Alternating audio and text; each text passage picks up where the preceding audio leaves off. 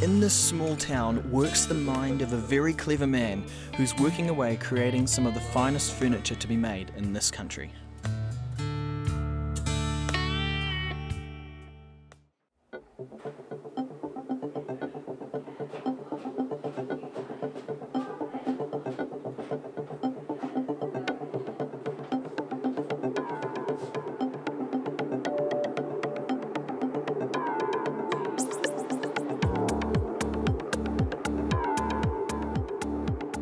Ed, thank you for having me here in your wonderful studio. You're very welcome. Thanks for coming. I've already made myself comfortable. It seems, from all appearances, that you are living a creative's dream. How did you come to be here in a place like Arrowtown, these surroundings, doing what you love? I was designing the interior of a boat for somebody, actually. I was working in London at the time, but I came out to design the boat. And I came 4 or 5 times during that project, which was fantastic. And then thought I'd come with my partner, who's now my wife, for a ski in Queenstown for a couple of months. And one thing led to another. We had such a good time and just loved Queenstown so much that we've ended up staying. So we've been here for 10 years now. And obviously, you've got these amazing pieces. They look beautiful. They serve also functions.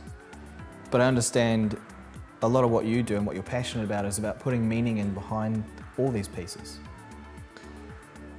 I think often it's a subconscious thing. I mean, the Corrie chair sitting over there, that was something that was very much inspired, I think, by this environment. And actually it came about through it's quite a lovely story actually. It came about through having dinner one night, the first year we were here.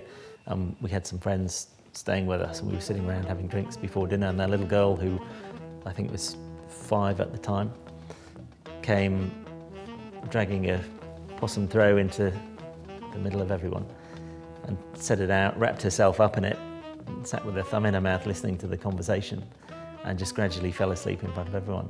And that actually was very much inspired. So this chair was completely inspired by that situation, and to come up with a chair that had that feeling. But again, obviously it's in possum, which is very much a New Zealand product. And following on from the meaning behind some of your pieces, I understand you've recently taken it to another level in terms of the pieces not being strictly functional, but also as pieces of art themselves. Yeah.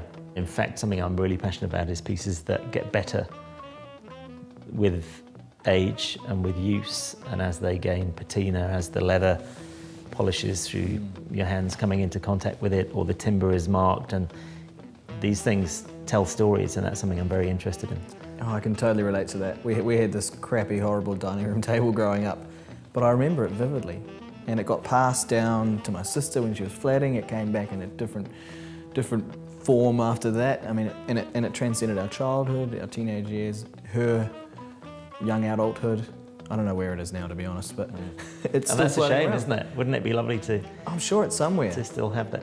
Dining table is where you get together with the people you love, with your family, with your best friends, and you spend significant amounts of time talking about things that are meaningful to you, the important things. And I think the dining table is probably the most powerful, and I guess always has been the most powerful meeting point.